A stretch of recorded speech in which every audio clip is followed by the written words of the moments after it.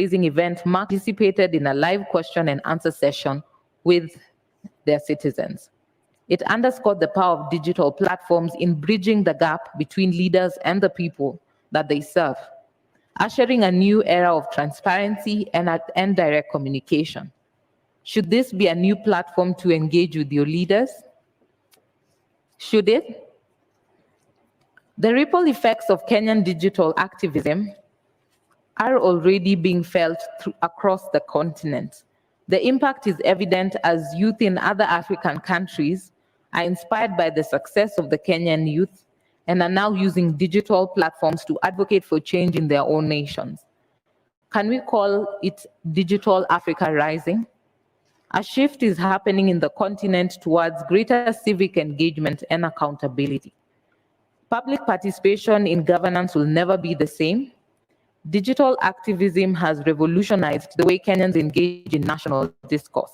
It has provided us with a forum to voice our opinions, give feedback, and hold our leaders accountable. The new forum of public participation will ensure that every citizen, regardless of their physical location, can have a say in how they're governed.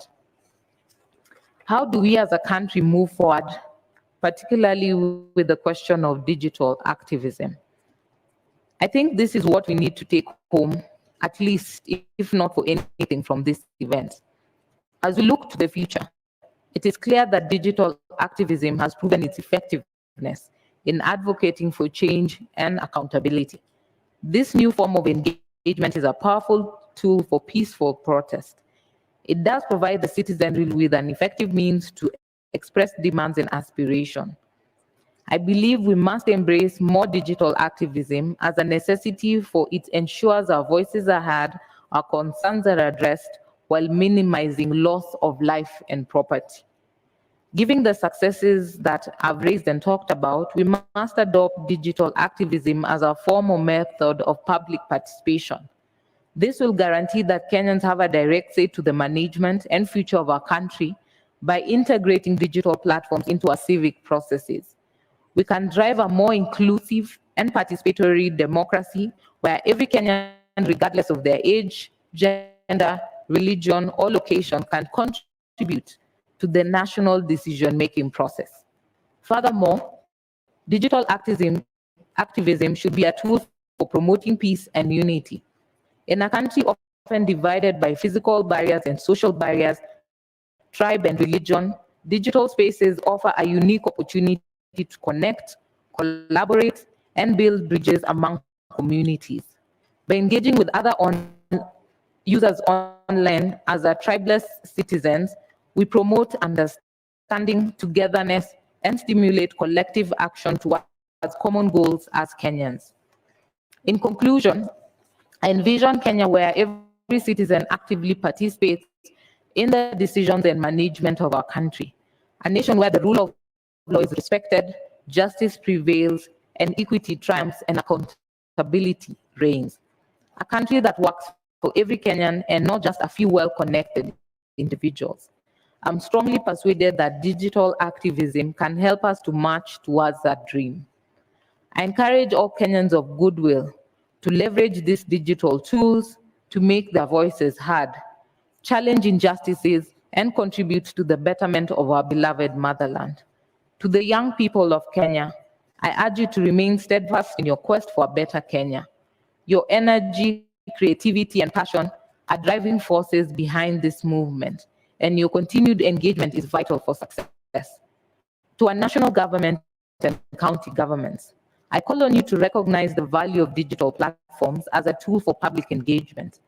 Embrace these technologies to connect with citizens, gather feedback, and ensure that the governance is truly by the people and for the people.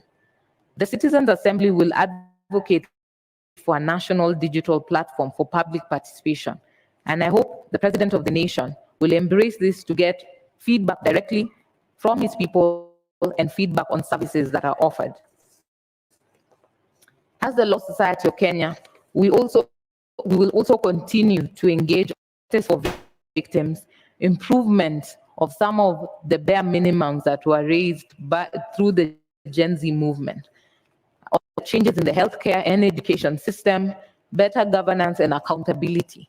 We're open to bridging this conversation on what is next and how do we build our nation together. And finally, to all of us, I have a direct message. Engage with purpose, act with integrity, and use your voice. Drive positive change through digital activism. God bless you all, and God bless our country, Kenya. Beautiful, and I hope I get information even deeper from I had a chance to interview her earlier on this week. This lady has the right intentions for this country and of course for LSK. Right now, I'm just about to introduce my panel, but before I'd like to remind you that we are on different platforms. I'd like you to take a clever guess. Who do you think is my fourth panelist? Okay, so shake your neighbor. I want you to shake your neighbor. Tafadhali shake your neighbor. If you're happy and you know, clap your hands. If you're happy and you know, clap your hands. Sing it with me. If you're happy and you know, and you really want to show. If you're happy and you know, clap your hands. Clap. If you're happy and you know, shake your neighbor, shake your neighbor. If you're happy and you know, shake your neighbor, shake your neighbor. If you're happy and you know, and you really want to show. If you're happy and you know, shake your neighbor, shake your neighbor. If you're happy and you know, ask for fair, ask for fair. If you're happy and you know, ask for fair, ask for. Watch and you ambie. When you're done with this, you'll be so confused. You're like, where and you are wrong. We're not going to do that. But ladies and gentlemen, allow me the privilege of welcoming my friend, my brother, national treasure when it comes to music. He has an unstoppable voice. Ladies and gentlemen, put your hands together for the one and only Iani. Iani. Start today with GoDaddy.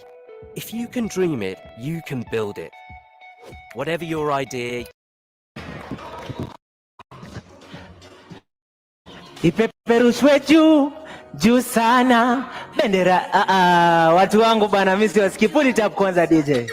Ipeperushwe juu bendera yetu Kenya, ipeperushwe juu. Sisi wa Kenya tunaweza.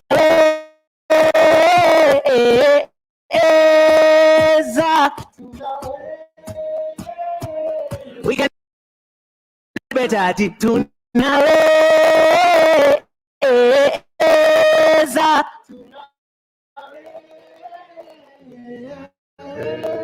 One more time from the top, my DJ. Kwa majina ni Iane. 3, 2, 1. Ipeperushwe juu. Bendera yetu Kenya, ipeperushwe juu. Sisi wa Kenya tunaweza.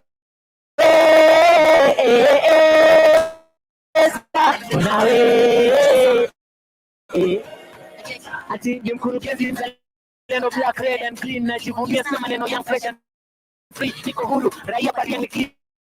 Tio tifoma riga bebe Champions League. Kaza mlingoti bendera zitepe huu mwaka. Poti mwaka juu. Hata ni nguvu siu shikiarambe. Poti mapati anopate mguu kaka. Ati Kenya halisi. Na sasa hivi inaonekana urahisi. Mboka inapigwa bila nafasi. Are you guys ready to sing? Ipeperushwe juu. Bendera yetu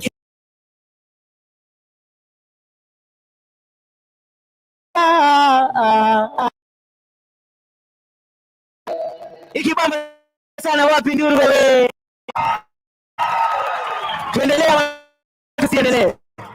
Tuendelee. DJ kuna ngine. Aya, ile tu sauti ya wanyonge. Ngoja acha niwafunze. It's a new song. And I believe as a young person, I'm meant to speak about anything that I feel is going to affect us. Nataka kuwafunza hii song, ikifika chorus tutaimba pamoja. You to sing with me? Yes. So chorus ni very simple. Mtakuwa mnasema sauti ya wanyonge, serikali sikia. Sauti ya wanyonge, wananchi wanalia. sauti ya wanyonge, serikali sikia. Wananchi msiogope kuimba ati sauti ya wanyonge, sauti ya wanyonge Nice one. Meshika, twende kazi. Wananchi tunalia, sauti ya wanyonge, serikali sikia, sauti ya wanyonge. Hebu ngoja tuimbe hii. Ati sauti ya wanyonge, sauti ya wanyonge, sauti ya wanyonge, serikali sikia, sauti ya wanyonge.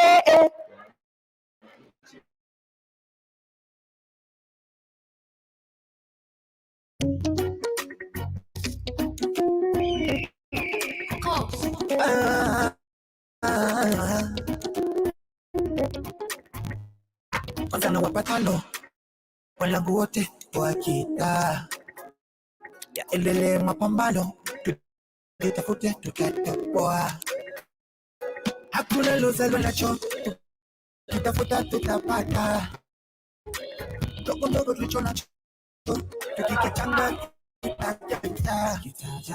Shida ya mwanadamu si ni pesa, tuzitafute hata kwa kukesha, chunga sana zisije kukupa presha, kada acha wengine wanatesa.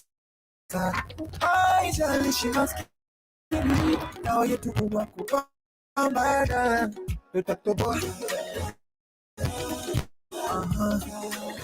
Wanangu tutatoboa, tukazi tutatoboa, wanangu tutatoboa, tukazi. Yes. Yesu ndani ya mbanyo, niko na kuna mwanadamu kumshinda Mungu kamwe, ukionyesha bidii. Iwe ni boda boda au mlima mpunga mbarali, wanangu baruku tutashinda, tumsijali. Nilionekana fala ikatumiza moyoni, pindi nauza nyanya pale Mwanjelo sokoni.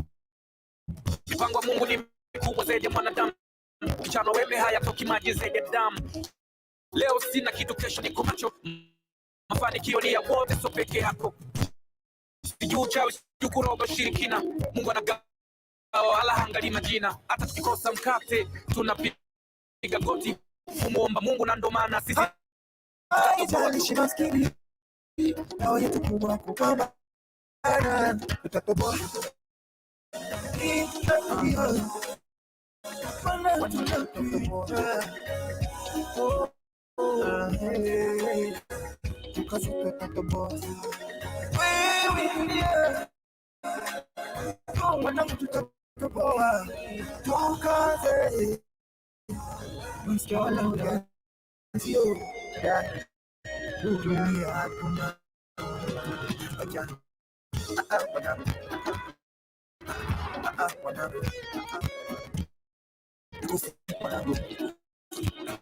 Kibuku mwanangu, Speedy mwanangu, Ogera mwanangu, Pusha mwanangu, na boda mwanangu, Sisi mwanangu, Kenya mwanangu, Uganda mwanangu, Afrika mwanangu,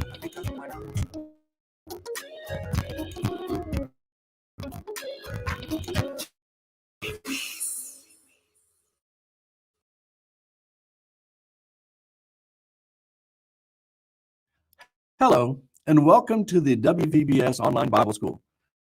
My name is Russell Hafner, and I am the director of the school. Thank you for your interest in studying the Bible. This school is designed to provide you with an online, comprehensive, in-depth study of the Bible for free. That's right. There are no tuition fees. Also, all courses are studied at your own pace. The courses have no official start time or end time, and you will have continual access to the videos. Therefore, you can watch them on your schedule and at your convenience 24 hours a day and 7 days a week.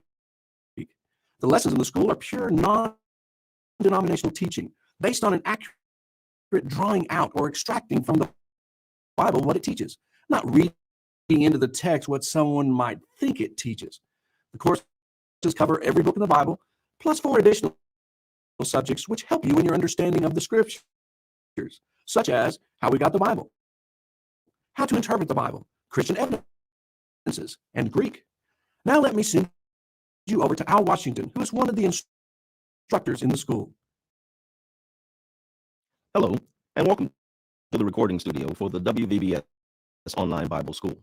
The school is designed for anyone who wants a focused, organized, and thorough study of the Bible. The level of work required is equal to, and even far superior to, what many Bible colleges or universities provide.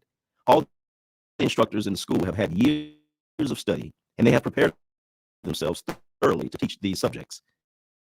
Each teacher is presently, or has been, an instructor in a Bible training school. They are among the finest teachers available today. Any graduate of the school will be fully qualified to teach the Bible to others. If this interests you, click on the link to go to the school website. When you click on the link, you will see that there are 3 levels of study. First, you may choose to be an auditing student. This will give you complete access to all the videos, and you will be able to take the courses in any order you desire.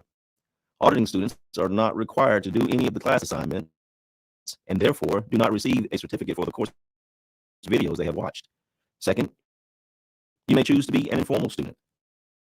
As an informal student, you will not only have access to all the videos, but you will also receive online viewing access to the corresponding course notes, books, and exams. Informal students are expected to view all the videos and complete all class assignments, including term papers and online exams. When you complete a course with a passing grade, you will receive a certificate for that course. Informal students are allowed to take the courses in any order they desire. Third, if you choose to enroll as a formal student, you will have access to all the videos, and you will also receive online viewing access to the course notes, books, and exams. And you will be expected to complete all class assignments, including term papers and online exams. As a formal student, you are required to take the courses in the designated course schedule order. You will be given course certificates for each course you successfully complete, and you will be awarded a graduation diploma when all 45 courses are completed. Click the link to the school website now to choose the level of study you desire. Now let me send you back to the director of the school. I invite you to investigate for yourself what we offer. Please feel free to explore the website and view some of the sample class videos to determine if the school is what you are seeking.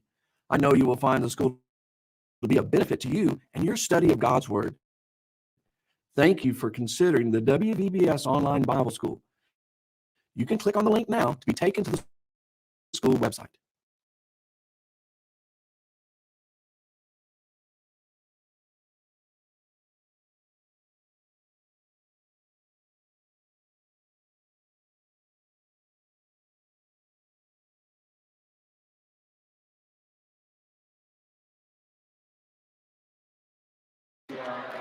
Ati I am happy today.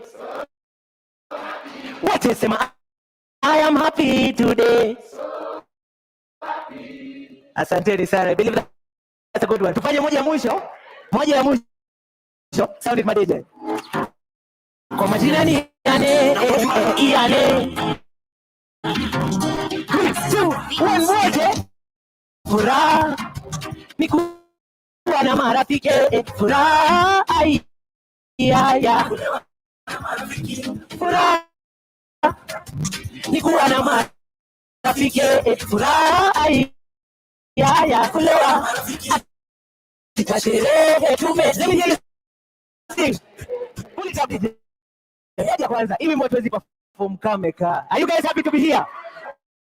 Tuongee tafadhali. Tuongee, we do it one more time from the top, my DJ. Unaweza kuja mbele. Na ikibamba sana pia unatoka, unalipa entrance, unaingia ndani. One more time from the top, my DJ. Kwa majina Ilani Iane. Are you guys happy to be here tonight? Okay, furaha. Nikuwa na marafiki. Furaha. Nikulewa na marafiki. Furaha. Nikulewa na marafiki. Wapi makofi yake tafadhali? Nikulewa na marafiki. Kwa sherehe tumefika. Kwa sherehe tumefika. Familia iko ndani. Wote tunajibamba. Marafiki majirani. Nzuri. I am happy today. I am happy today. Nini sisi ni walevi. Tunapenda kamnyweso. Sisi ni walevi. Tunapenda kamnyweso. Walete furaha. Nikuwa na marafiki. Furaha. Nikulewa na marafiki. Furaha. Nikuwa na marafiki. Furaha yetu. Nikulewa na marafiki. Ati pempereren. Pempereren. Pempereren. Pempereren. Watu wa power. Kila mtu power. Thank you so much. For Yanni, ladies and gentlemen, to begin my coffee tafadhali. Thank you so much, gentlemen, for being here. We definitely want to have this conversation. Like to have this conversation without fear of doubt that we are just representing our rights as citizens, want to assemble. And of course, if there are things we do not agree with, we definitely use the Constitution as a form of defense. My name is Brian Aseli from Nation FM in the morning. I host the show alongside Mariam Bishar, and right now I'd like us to have a conversation about reason as to why art as a form of revolution, or why art is necessary for revolution. I have a panel right here, and I'll ask the gentlemen to make a precise submission of who they are, and of course why they're here today. Talk to us. My name is Steven Kinuthia Mwangi. I'm from the Social Justice Center's Traveling Theatre, but also part of the broader social justice movement. Today, I'd like to share about our work at the Social Justice Center's Traveling Theatre and how it has formed part of the tools that we've used to inspire this uprising. Yes. On to the next one. Thank you. Comrades power. Comrades power. My name is Dofanage. My grandmother calls me Mutuma. If my second name will betray me, let it betray me. And I'm a performing artist, a poet, an active citizen, a revolutionary soul, a Pan-Africanist, a human being, and I'm here in all those capacities. Thank you. Viva comrades, viva! Viva comrades, viva! Hey, my name is Willie Oeba. For those who know me, for those who don't know me, my name is T. Willie Oeba, and I'm a proud Nuts vegan. I come from Nakuru. I am a human rights defender, a spoken word artist, and a Ford Global Fellow Class of 2024. Thank you. Yes, and on to the gentleman. Yani salimia watu tafadhali. Mimi kweli mnataka kusema mnijui? Si mnanijua? Okay. To those who are here and they don't know me, I go by the name of Sofiani.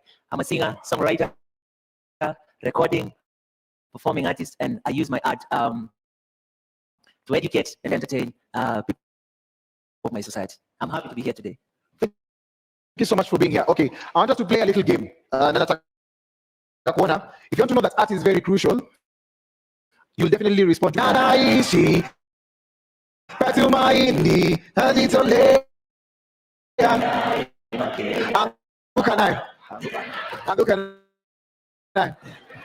then of course, Vijanam Silale.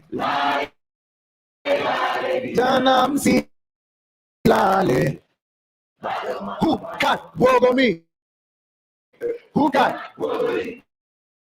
Those songs are a fruit of anything we go through as Kenyans in general. Some have even attempted to actually be a second national anthem. For example, a song by Eric Wainaina from Kenya is definitely pretty close to our national anthem.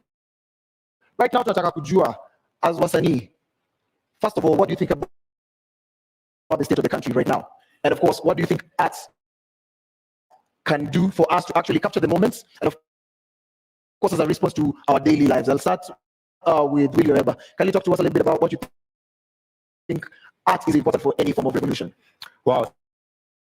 Thank you. Art is very important. One, art is just like the fourth estate. The work of art is to set the agenda, and also the other work of art is to spark a revolution of the mindset. I am a spoken word artist, and I started doing pieces on social justice in 2017. And in 2020, there's a piece I did called Dear Mr. President. We also did Wajinga Nyinyi back in 2019. And the conversation has been set over time and what art has done. Because I say we are not where we want to be, but we have to respect the fact that we are not where we used to be. So art has revolutionized mindset and sparked our consciousness over time. I say just like Tupac, the idea of art and my idea, what my philosophy of art is not to change the world, but to spark the mind that will change the world, because true leadership is in delegation. So I believe as a country, we are not going in the right direction in terms of leadership and governance, but the youth have taken up the space. What do you have to say about the same? For me, art is the revolution itself, like the essence of revolution. Because the reason we're here as artists is because there was Kamaru before us. There was Eric Wainaina before us. There was Kalama Shaka before us. There was Mashifta before us. So when Mashifta told us any system ya majambazi, and they only used to say majambazi ni maboyo ghetto, then wanasema sawa, maboyo ghetto pia si majambazi, lakini kuna maloya pia majambazi, kuna wanasiasa majambazi, na pia si vijana wa ghetto ni majambazi. So na si ni majambazi tu, kuna majambazi wengine, unaona. So essentially for me, art is the essence of revolution. And this might be the time when there's a generation that is answering the cause. But art has been ahead of this conversation. Like, because without the Kalama Shakas, I wouldn't have been politicized, because we weren't politicized in school. We were politicized by the arts, right? Without the Mashiftas, we wouldn't have, seen the majambazis that are wearing suits, right? And now it's that consciousness that has been developing since that time that we are here. And finally, there's a substantial enough number of people who are saying, yeah, now we have to stand and reclaim this country, because this country has been dysfunctional since the colonial masters conquered it, right? That dysfunction is what now is getting to a point where it's unsustainable. And so all this is a build-up of decades, almost a century, right? Yeah. You're an actor, and hakuna mahali utaenda kwa hii dunia ukose kuona msee ana watch film. And in music also, yani, film is such a serious element. Yeah. Remember in Kenya, growing up, we would often make fun of Nigerians and how they shoot their films. And we definitely say, oh, bad quality or story sound is a specific thing that's happening. But right now, Nigerians, they can tell their stories through films. I would like to just, I'd like you to help us shed some light on why it's important to also just tell our stories through films. And with the emergence of technology, we have reels, we have stories, and such platforms where we can share all our struggle and revolution in motion. Can you talk to us about why it's also important to use film, theater, and music to capture these moments in time? Thank you so much. We like to think of the social justice center traveling theater as films in the streets, films at your doorstep. And why we came up with the idea of the social justice centers traveling theater was because our generation is a generation that has been disengaged a little bit from reading a lot. We, like the president of the Law Society of Kenya said, you'll find people more on their phones than they are on socializing physically. And the social justice centers traveling theater ideally does street storms. We say a market that you like. We think about issues that affect that particular community. For example, in my community, Matare, extrajudicial killings have been a huge problem. And dialogues like this sometimes work, but not always. And it's impossible to maintain consistently on a daily basis dialogues that make people understand means in which that they can liberate themselves. And within the social justice centers traveling theater, it's a composition of young people drawn from different communities within Nairobi. And the idea is to show people the injustice that they go through and to think of ways with them participation, ways in which that they can liberate themselves. For example, we've had issues of arbitrary arrests, and as human rights defenders, it becomes so difficult to respond to every case of arbitrary arrest.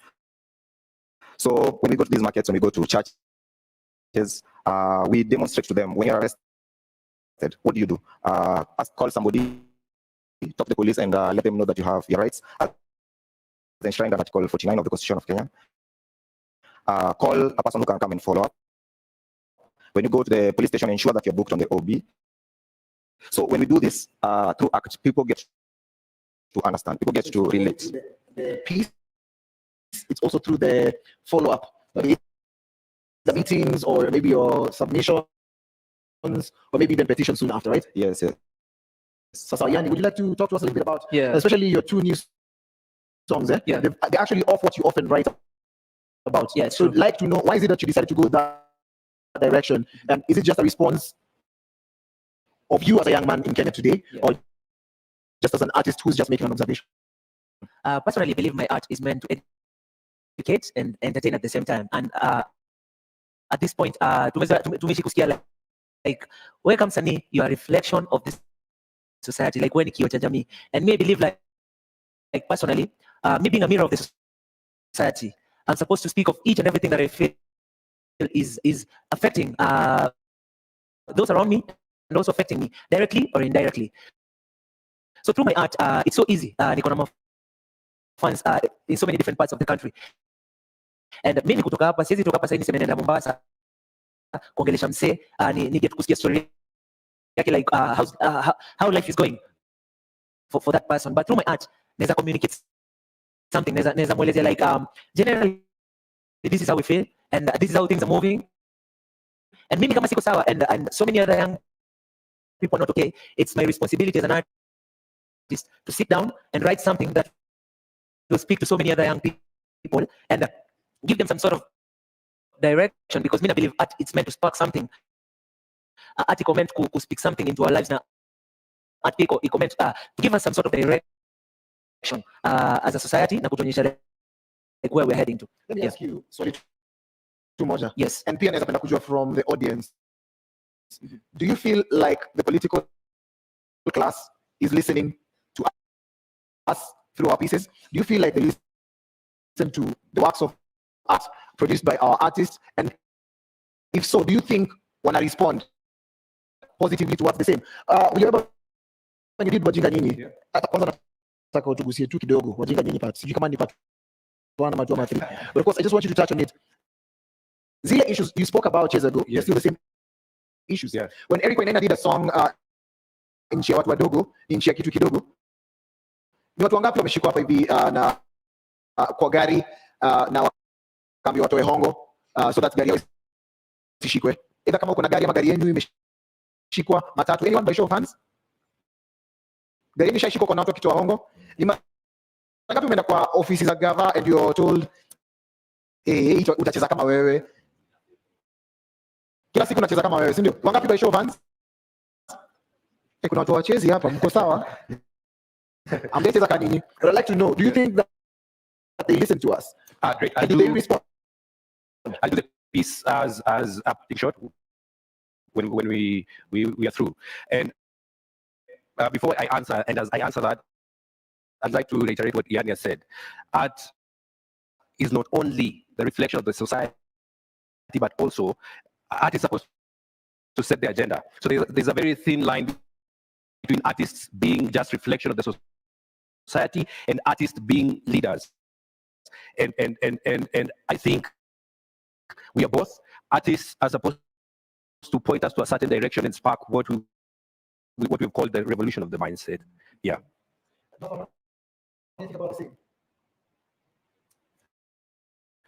I think, you know, what you, the experiment you did, right? The experiment you started with, you know, speaks for itself, right? And for me, even on top of those things that art is, you know, art is also therapy. You know? Like saizi vile yani kila time ukiangalia news ni unaanza kumwona kichwa, right? Nini kutoa kwa hiyo zone, right? Muziki, movies, unajua unaanguka nayo kidogo, alafu unafeel kwa riana je unasema Tuesday tuko ndani, sio? So it's not, and not just that. The other important thing is art is memory, right? Because saizi kuna vitu most zina happen zenye tunasahau, right? Na hizo experiences zote zinakuwa captured tu in different forms. Kuna wasanii wataandika novels juu ya time. Kuna wasanii wanaandika songs juu ya time. So 10 years from now, ukisikiza nayo, itakuwa, it's not just going to be a song you're dancing to. It's going to be a time in history, right? It's going to be memory, and it might not be saying much in terms of breaking down any, like, but the essence in a capture your moment, the revolt, and it's gonna take you back to moments where young Kenyans decided enough was enough, you know, with bad governance, enough is enough with, you know, blatant corruption, and we're gonna reflect on how far we've come from that point. I love how you're speaking, but the biggest fear has been, you see, like wakati in America when Obama was doing his campaign, he had artists support him. He had Jay-Z, Beyonce, he had big names come and support and actually give an endorsement and say Barack Obama Tosh, or in their version in English. Okay, in other countries we've seen also DJs or individuals rise up to ranks and become presidents. Madagascar is a good example. Is it only in Kenya whereby we are used as a tool for campaign? Then when the season is done, we're not seeing in platforms where we can issue guidance on governance. If so, then we're seen as enemy number one. For example, in South Africa during their struggle, we saw people like Human Sekela, one great trumpeter. We saw people like Miriam Makeba, such an influential voice. She was not even living in a country by the time she was fighting for it through music. Do you feel like it's high time as artists we separate ourselves from the arts at times, or use this as a tool to speak even louder when it comes to governance? Because mnakumbuka uhululuto tena akasema nini mesa enyewe si usawa haraka Dani. You see, we were seen using such songs for campaign season, but as soon as that, you feel that we also equally have space to bring any issue that we see, either to books or also to just fight against or speak for the people. I was actually thinking of the way Ruto used Katpangwingwi, and he used it in a bad way, because understanding the way people felt at that time, people felt that like we are still feeling right now. We was so suppressed. The economy was so tight for most Kenyans, and Ruto understanding that art captures the feeling, captures the emotions of the masses. He used Pangwingwi to more of to say to kina wenye kwendeni huko na swatambui. So as artists, I think it's time that the artistic world comes together as a collective and reflects on what future they can actually provide, or what guidance they can give to the young people of this country. And there are good examples, like when the concert was done at Uhuru Park, the artists that we saw and the artists that we could not even expect them to be there because of the kind of art that they do. So it also goes back to what art do you do, what's the content of that art, and how does this reflect with the masses. So, and the masses can never be wrong. The masses know what they feel, the masses know what struggles they go through, and it's upon us as artists or individual artists to think of the future that they're going to be living with their music or with their art. Yes. I think pretty much like anything else, there's always two sides, right? Where it's like when I tell you, it's on one end, if you ask the police what they're doing, they're going to tell you, you enforce law and order, right?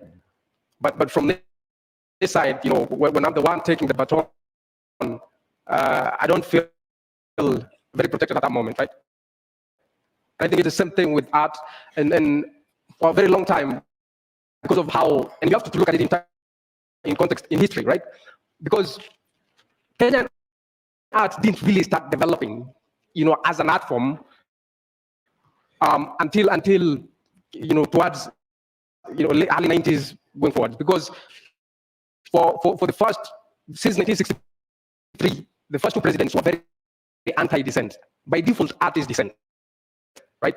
So, and because of that, they stapled. So any form of art that was encouraged is sycophancy, right? So if the president is coming and you guys can form a choir and sing some Kenya nchi yetu tunaipenda, unajua, and raisi wetu, unajua, yeah. So if you can do that, right? If you can do that, right, then you're good, right? But then it's towards the time when now people are seriously demanding for multi-party, that art now starts as an art form, as a form of expression, not as a way of pleasing the master, kind of, right? And so if you look at it in that way, because also now they're looking at even the people like Ngugi wa Thiong'o, having to go to exile, because we can give examples from South Africa, but we have examples here, right? Literature.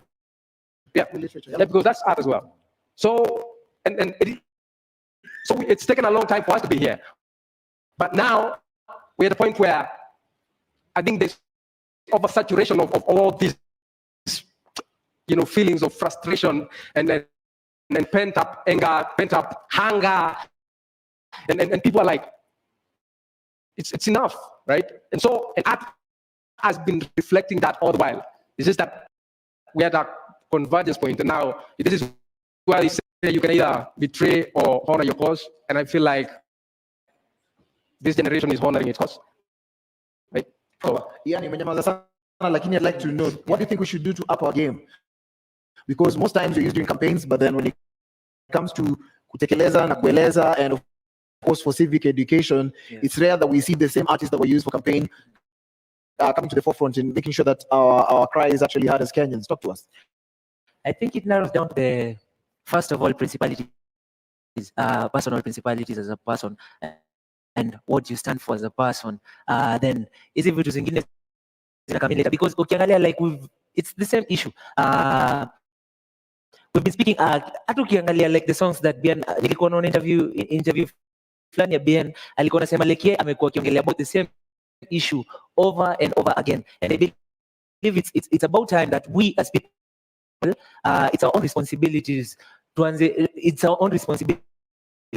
kusikiza hizi ngoma na tuanze kusikia like what's the message behind the song. Tusingoje like menye things are getting critical for us to start going back to the songs and start listening to them, because hizi ngoma zimekuwa hapa hivi and vitu zimekuwa zikihappen, but we don't have to wait for things to get worse. That's personally my take. I'd like to say poets, artists, musicians, painters are modern day prophets, just as you say.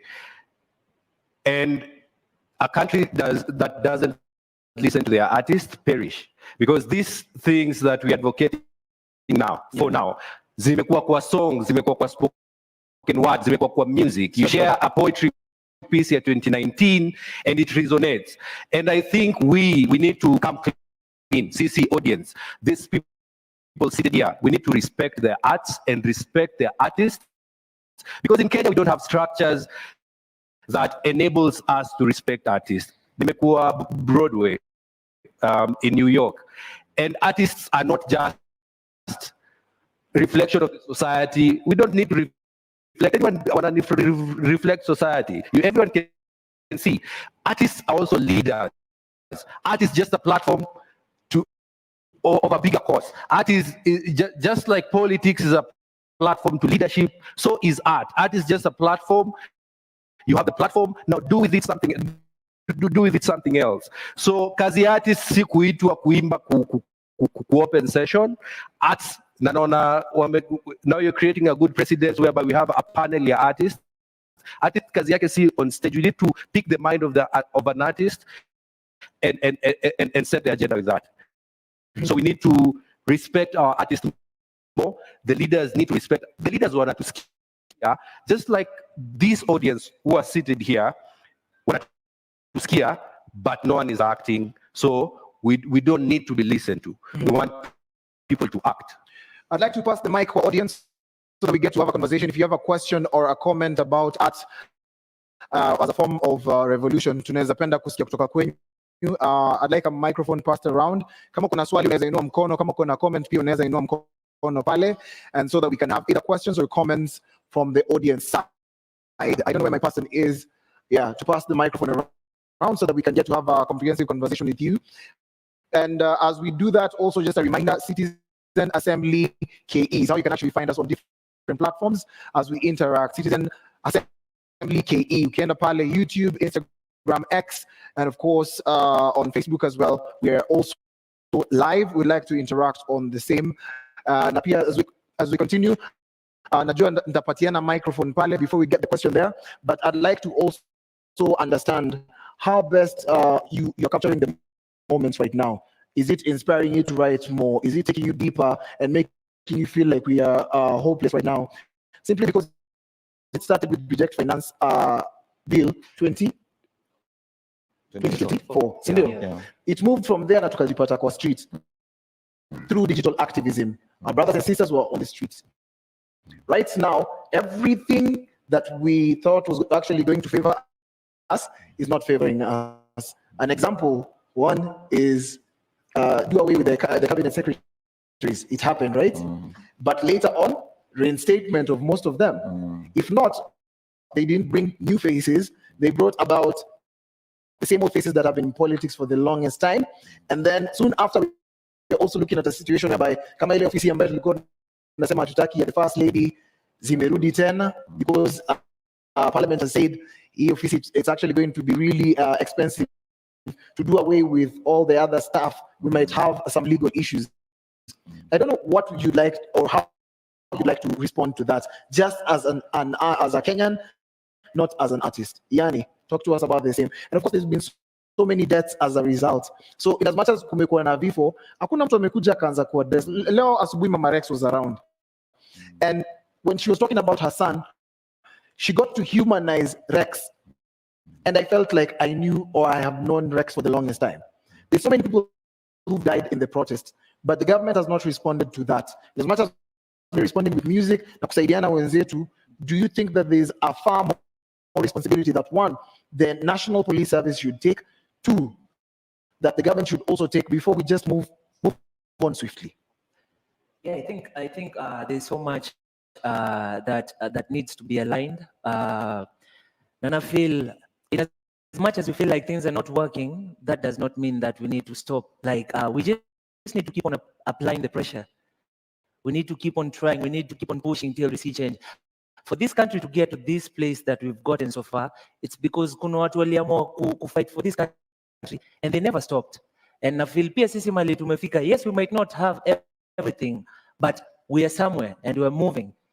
And I feel with the same energy, with the same voice, we just need to keep on pushing. We need, as a creative me, I'll keep on creating music that will speak to people, because that's my role personally. I'll keep on creating music that speaks to people. And Minta Ajwa to the same thing. We just need to speak, we as citizens, because when we're being taxed, when taxation in Endele kiko more and more, it's burdening us. Sisi ndo tunaumia.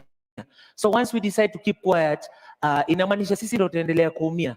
And even if we're not seeing change, mimi nasema the biggest change lies kwa ballot box. And me believe when the next general election comes, naomba sana tusisahau, like let's not forget tusisahau manze, because hii kitu inashindiki to drain, like it keeps on draining us day in day out. And I believe like this is the time we just need to stay woke. We need to keep on applying pressure, and we need to keep on pushing. In as much as we feel like things are not working, they are slowly working. And I believe it's a journey. It's a journey, na ni pole pole. We keep on taking the baby steps till things shape up. Does anyone want to add on something? Yeah, I think for me, what this is an illustration of is that you think these people love you, right? We love this country. We love this country. And I know because of the people I interact with every day, right? People love the country, people love their lives.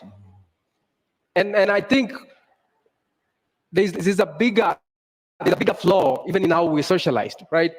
Because if you look at our political class, you know, it's either you're coming from a privileged family or you are maybe an exceptional child that, you know, got treated in a special way all the way. And that kind of exceptionalism sometimes, it's a double-edged sword, because you treat somebody like they are out of the loop, out of the communal long enough, they're actually going to believe they're better than the community, right? Mm-hmm. They're actually going to believe that, you know, like I'm special, right? Yeah. And for me, I think the one thing I need us to normalize is, you know, like, okay, you're good. You should be conscious enough to know that you are unique, but also, you know, conscious enough to know that it's not like you're better than anybody else. Maybe you are gifted in a certain way. Doesn't make the other person less than you, right? And in that regard, also, it means now we have to start thinking about what role does even the way we look at the hierarchy of life, you know, because what is it that makes somebody, you know, what billions and somebody else like not in a position to afford the next meal, right? Mm-hmm. That's the biggest problem we have. And just to pick up on what Dofar has said, it's true.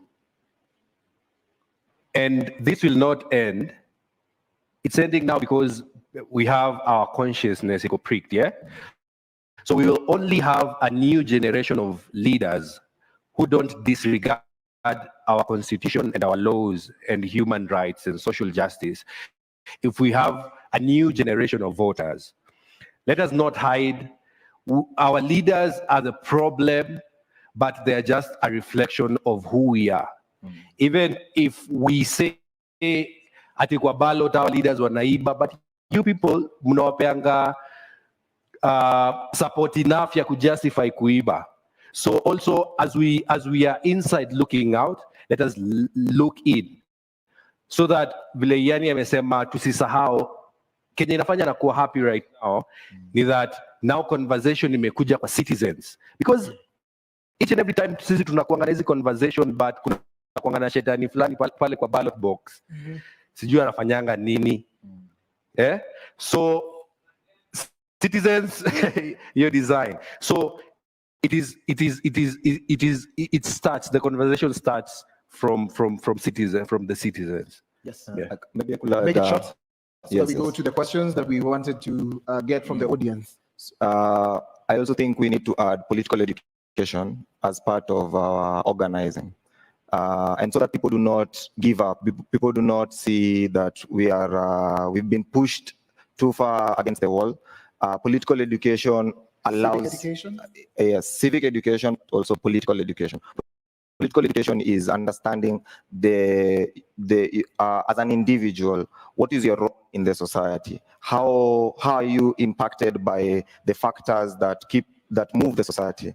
For example, right now, or as young people right now, we've understood that we have to come together, we have to organize ourselves as a collective so that we change the state of our country. Yes. Thank you so much, gentlemen. We're going to be back with more, but nataka kusikia kutoka kwa audience yangu. Tafadhali, if you have a question, there's a lady over there who has a question. Kindly introduce yourself and give us your comment or just your expression on art as a form of revolution in the country or across the world. Good afternoon, everyone. Voice up kidogo tafadhali and pull the microphone closer to your mouth. Good afternoon, everyone. Afternoon. My name is Lillian, and mine is not a question, it's a comment. In the years back, I don't know whether there's anyone who ever visited the Kenya National Theatre. Before, it was a space where you could go and find artists in one corner doing their thing. There's another group in another corner practicing. There are people acting. Yeah, it was a safe space for artists, let me put it that way. Nowadays, it's so unfortunate that that has become something else. Even creating content for TikTok, achana hata na YouTube. TikTok, it has become an issue to create content at the Kenya National Theatre. The name itself, Kenya National Theatre, it has changed to, I don't know what kind of space it has become. Sorry to say this, but the National Theatre today has become a parking lot.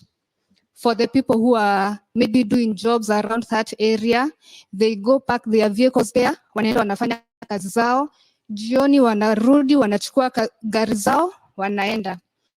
It has become a space where you can't go and shoot content without someone telling you you are not allowed to do that here. Without someone telling you, if you want to, maybe for actors, for writers who write scripts, for you to go and practice whatever you've written, you can't do that at the National Theatre without having to pay some amount of money. And yet it's been called the Kenya National Theatre. So what I think should be done for the artists, for the leaders who are present here, as much as we are trying to grab back our country, that is also one part that we also need to grab back, because there are so many talents that have been sat on because people don't have space to do that. Thank you. Viva! Viva!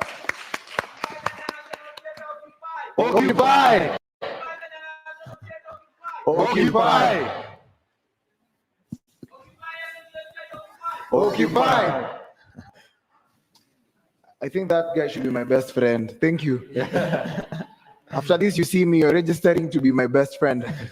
There's more hands over here. The person passing the microphone, I don't know if you have one hand over there. And the person in charge of sound, kindly help us so that we can get to hear each other clearly. There's two hands over there. So, and also when you're making your submission, go straight to the point so that we have more responses to art as a form of revolution in the country. Good afternoon. Good afternoon. Good afternoon. My name is Blue Smile Hassan. An activist. Kindly use your microphone. Good. We can hear you on this end. Okay. So my name is Blue Smile Hassan, a music activist from Kenyatta University. I'm also a media personality. My question, mine is a call to artists. You know, even after this revolution, we'll have maybe people will cool down, but people will be relying on music. Use those platforms that you have in music, create songs every time to remind us. You're the ones who will be waking us up.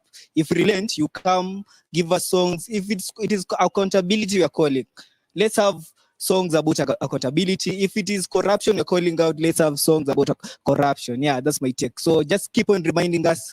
Just you're the ones who will be waking us up. Thank you. Thank you. That's a good address. Just saying that it doesn't stop with the revolution, only when it's relevant to sing the songs and actually write things that capture this moment. It should be something continuous. There was one more hand over here. Just use the microphone. Continue using the microphone kindly. Hello, everyone. My name is Evans Ouma, a student from the Technical University of Kenya. So my question is, as long as you, the artist, I know some of you have been in the forefront of this revolution, but I think some of you are also very embarrassing to us, because as we go on the street, we are going to fight for what is right. We are fighting for our future. What we are fighting for is for our future. Then when you come back, you go to the social media, you find some artist quoting himself or herself as msanii wa serikali, abusing us, very serious, abusing you, discouraging you. I think even as now, we want to embark on the civil education of our citizens back at home, or maybe someone who doesn't understand what we are fighting for. Musicians was now supposed to be the core, the forefront of this thing that you are going to do. Local dialect musicians, local dialect and everything. But now we are in a point where musicians are divided. And if you observed keenly when you were on the streets, me, I was at the CBD, many artists only came there for the content. After coming there, posting photos, they disappear. They only live with this fight for us. So me, what I can say, if you are real with the citizens, come out, fight for us, and we'll win this game. Thank you so much for that, and that's a good observation. I'll just have one more hand over there, and we'll continue the conversation, but because of time. I'm sorry, my guys, because of time. I'll make sure that we get to have more and more as we continue, but because of time, there's this gentleman over here on the last one, but kindly make your submission short, and then I'll allow the gentleman real quick as we do our final remarks and responses. Okay, good morning, everyone. My name is Samuel Ogechi, a student at the Technical University of Kenya. Mine is all about the civic education that should be a responsibility to almost all of us. Because the other day I was listening about the CSs that have been appointed, and some of the youths were celebrating and saying that mtu wetu amechaguliwa. Those are some of the tribal politics we are playing as a youth. So it's good that we go and get someone or a friend of yours who's not from your tribe, maybe that tribal politics will not help us or will not make us go anywhere as a part of us trying to bring in a revolution. So please, let's go and ensure that we educate the youth the importance of us being unified in an attempt to achieve freedom from what we're experiencing right now. So please, let's do away from tribal politics and ensure that we educate our friends on the same. Thank you. Thank you so much to the final gentleman on the same line. Make it short, kindly. Yes, thank you very much. My name is Gerald Mwangi Olewaltafang. I'm delighted to be here. I purpose to be here with my good colleague here, who is Mike Memusi. The reason I've come here is because you did a very nice analogy and even presentation of art and music from a generation passed from baby boomer to where you are. First and foremost, we have come here to stand with you. I believe we are very few parents here, and we have come to say that we support what you're doing, and we're here because we are also touched. I also belong to a place that I'm sure when I say that, the gentleman who is singing at the back might start saying he'll occupy me. I also belong to the church. And I know that you have a lot to tell the church, especially the people who are seated here. And I came here to say that as we go through what we are going through, first and foremost, we want to say pole to the parents who lost their children. Secondly, we want to say that you have a message for this country and you're on the right track. Thirdly, I want to say that we support artists. I myself went through school, the National Theatre that she's mentioning, we went through there. In our schools at that time, we had what we used to call variety shows and would have opportunities to perform and opportunities to give a message. That seems to have died. In this journey that you're taking, my message to you as a father and also as a grandfather as I stand is one, do the right thing as the young man has said. Do something that is giving us the value, not for you to be devalued with what you're doing, but to get enough support, even from the elderly community and the older ones. What I need you to know is, like, for example, you did a very nice song. I love the beat, but the message that is there is not one that I can be encouraging young people to be out there. I cannot be encouraging them to be drunk. I cannot be encouraging them to get lost. But I want to encourage you as an artist because it's what you're also feeling. The thing that we beg is, tell us what you're feeling, but let it add value to what we are doing in this country. Finally, artists are gifted in sending a message in the quickest way. Eric Wainaina did it. I was from the generation of Kibaki's time, 2002. That's when I was now considered a Gen Z at that particular time. And it is the songs that were being used that were helping to galvanize us and to walk together. But art is not just about singing. It's not just about the spoken word. Art is also in the expression in terms of sports. I belong to a sport that was called a sport called bodybuilding. We used to go to the Kenya National Theatre and we were permitted to come there and express ourselves. So mine is to say, we are with you, we are encouraging you, but please, as you also do it, consider the message. And as far as what you're doing today, we stand with you. And we had to come to stand with you. Thank you. God bless. End at that point, but thank you so much for your submissions. Just a response to you, the song by Iani, if you remove it out of context, then it's preaching a bad message.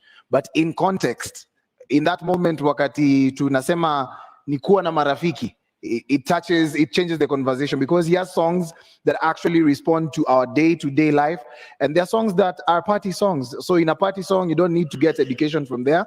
You can't start saying drink responsibly in a club. Sindio? It's just like when you're saying anguka nayo, sometimes huwezi anguka kila mahali, you know. Lakini when it's necessary for things to anguka, nazo zinaanguka, my friend. Huyo ni Gen Z wa kitambo, tunakusupport, and thank you so much for the message. We really appreciate. Sindio?